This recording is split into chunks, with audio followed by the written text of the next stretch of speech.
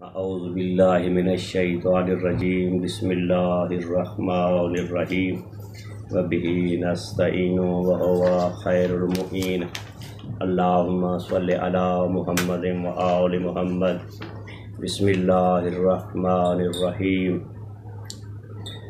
وَكُلُوا وَاشْرَبُوا حَتَّى يَتَبَيَّنَ لَكُمُ الْخَيْطُ الْأَبْيَضُ مِنَ الْخَيْطِ الْأَسْوَدِ من الفجر ثم أتموا الصيام إلى الليل اللهم صل على محمد وآل محمد۔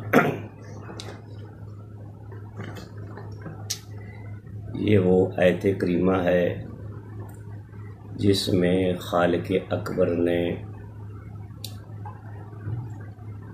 وقت افطار کا بھی ذکر فرمایا ہے اور وقت سحر کا بھی ذکر فرمایا ہے۔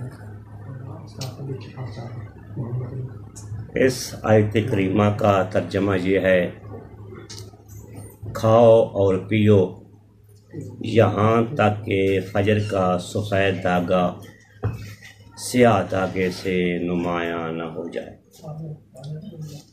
پھر تم روزے کو مکمل کرو رات تک۔ اس آیت کے شان نزول میں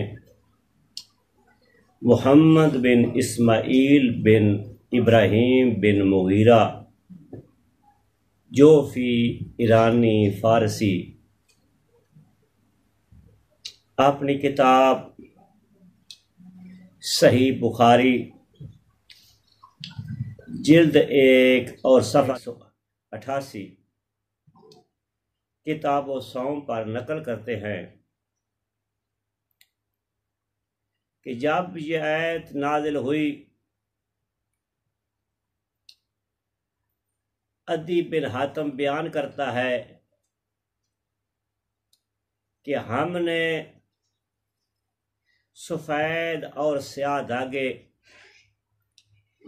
تکیے کے نیچے رکھ لیے اور میں بڑے غور سے دیکھتا رہا مگر اس دھاگے کا رنگ ظاہر نہ ہوا۔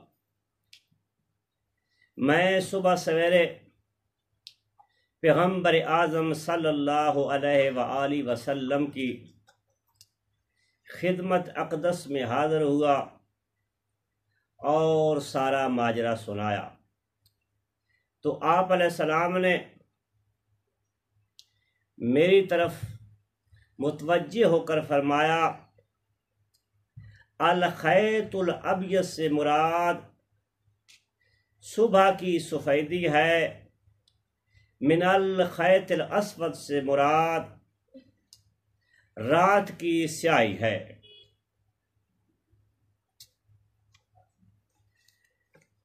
اور یہاں لفظ فجر آیا ہے،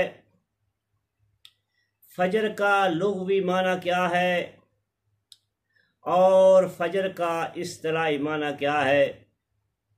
فجر کی کتنی قسمیں ہیں؟ لفظ فجر کا لغوی معنی شگاف کرنے کے ہے اور اصطلاح میں صبح کی سفیدی رات کے سیاہ پردے کو چاک کر دیتی ہے، اس وجہ سے اسے لفظ فجر کے ساتھ تعبیر کیا گیا ہے۔ اسی طرح غروب آفتاب کے وقت تاریکی دن کی روشنی پر غالب آ جائے تو اس کیفیت کو لفظ شفق کے ساتھ تعبیر کیا جاتا ہے۔ رات کے آخری حصے میں پہلے نسبتاً ہلکی سی سفیدی ظاہر ہوتی ہے اور تھوڑی دیر بعد یہ سفیدی ختم ہو جاتی ہے، اسے فجر کاذب کہتے ہیں۔ اس عمل کے کچھ دیر بعد ایک روشنی چوڑان شکل میں ظاہر ہوتی ہے، پھر یہی روشنی افق پر مستطیل شکل میں ایک سفید دھاری کی طرح پھیل جاتی ہے، اسے فجر صادق کہتے ہیں۔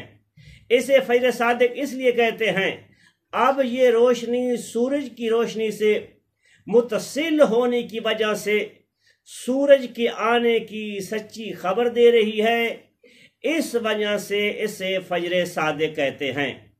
اور یہاں سے ہی صبح کی نماز کا اول وقت شروع ہو جاتا ہے اور آخری وقت سورج کی کرنیں نکلنے تک رہتا ہے۔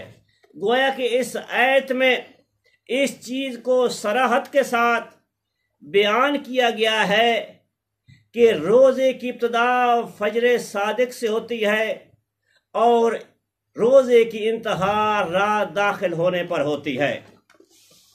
اب سوال یہ ہے کہ جب روزے کی ابتدا فجر صادق سے ہوتی ہے تو پھر فجر صادق سے چند منٹ پہلے کھانا پینا کیوں ترک کروایا جاتا ہے؟ ہم اس سوال کے جواب میں اتنا ہی عرض کرنا مناسب سمجھتے ہیں کہ فجر صادق سے چند منٹ کے لیے جو روزہ پہلے بند کروایا جاتا ہے اس کا تعلق باب الاحتیاط کے ساتھ ہوتا ہے۔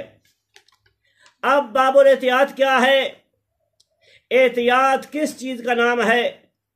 حضرت امام محمد باقر علیہ السلام اپنے جد نامدار پیغمبر اعظم صلی اللہ علیہ وآلہ وسلم کا فرمان بیان کرتے ہوئے فرماتے ہیں کہ میرے جد نامدار پیغمبر اعظم صلی اللہ علیہ وآلہ وسلم نے فرمایا الوقوف عند شبہ خیر من الاقتحام فی الحلقہ۔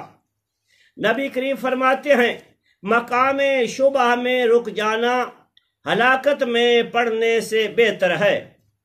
دوسرا قاعدہ فقہی بھی ہے لیسا بناقب عن الصراط من سالک طریق الاحتیاط، وہ شخص راستہ نہیں بھٹک سکتا جو احتیاط پہ عمل کرتا ہے۔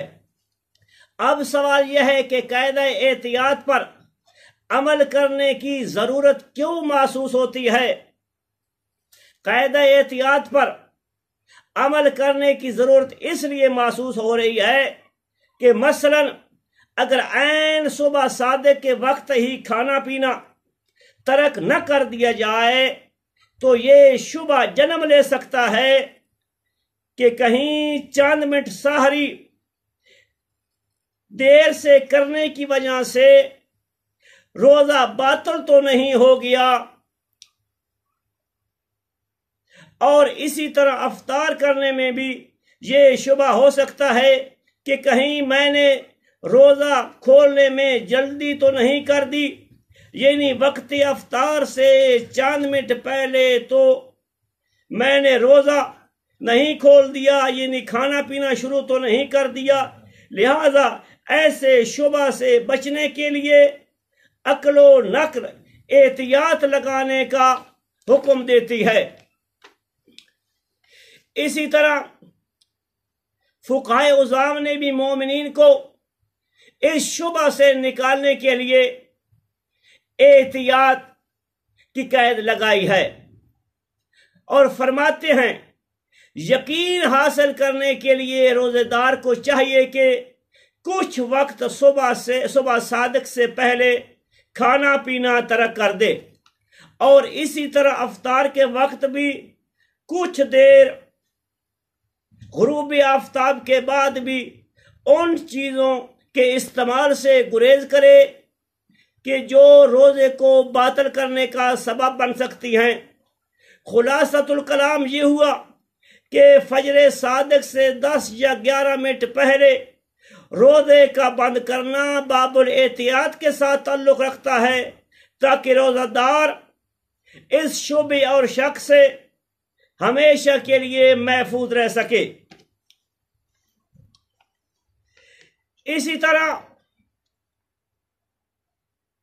اکابرین اہل سنت نے بھی اس قاعدہ احتیاط کے ساتھ تمسک کیا ہے اور اپنے ماننے والوں کو اس چیز کی ہدایت کی ہے۔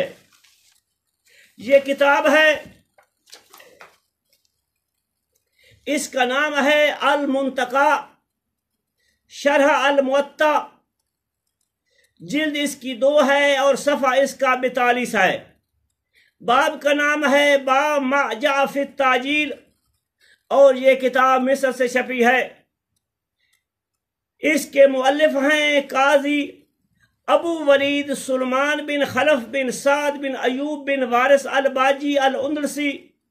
اس کا تعلق فقہ مالکی کے ساتھ ہے۔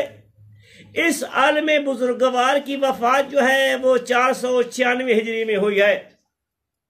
یہ اپنی اسی کتاب جلد نمبر 2 صفحہ نمبر 42 پہ لکھتے ہیں، قرآن مجید کی اس آیت کی تفسیر کرتے ہوئے، وہ قرآن مجید کی کون سی آیت ہے؟ وہ آیت یہ ہے ثم اتموا الصیام الی اللیل، کہ تم روزے کو مکمل کرو رات ہونے تک۔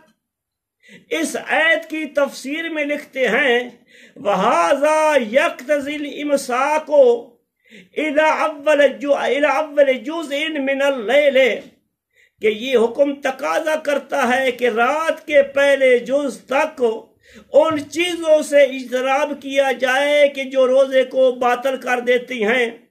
آگے فرماتے ہیں کہ غیر انہ لا بد من الامساک جزءا من اللیل، لیکن ضروری ہے کہ رات کے کچھ حصے میں بھی مفطرات روزہ سے اجتناب کیا جائے۔ کیوں؟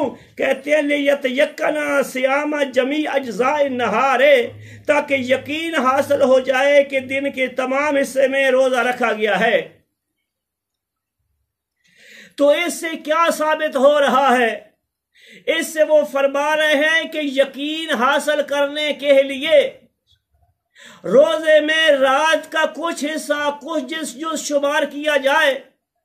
تو میں ایک بات اپنے شیعوں سے کہنا چاہتا ہوں، اور دوسری بات اپنے اہل سنت بھائیوں کی خدمت میں گزارش کرنا چاہتا ہوں کہ اے شیعوں، جب بھی تمہیں یہ طعنہ دیا جائے کہ تم روزہ دیر سے افطار کرتے ہو اور اس سے تمہارا روزہ باطل ہو جاتا ہے، ان کے سامنے فوراً سلمان ابن باجی کا یہ فتویٰ پیش کرو کہ وہ یہ فرما رہے ہیں کہ یقین حاصل کرنے کے لیے کچھ حصہ رات کا بھی روزے میں شمار کیا جائے، تاکہ انسان کو یقین حاصل ہو سکے کہ میں نے روزہ پورے دن رکھا ہے۔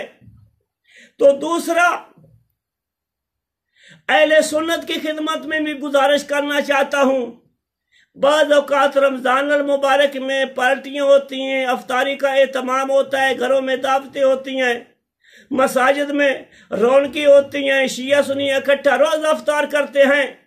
تو شیعوں کو مجبور نہ کرنا کہ تم روزہ ہمارے ساتھ افطار کرو، بلکہ تمہارے مفتیوں نے اپنی اپنی کتابوں میں لکھا ہے، جن کو انشاءاللہ ہم اپنے آئندہ پروگرام میں ذکر کریں گے۔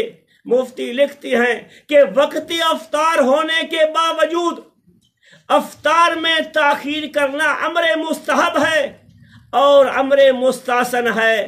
آخر دعوانا ان الحمدللہ رب العالمین۔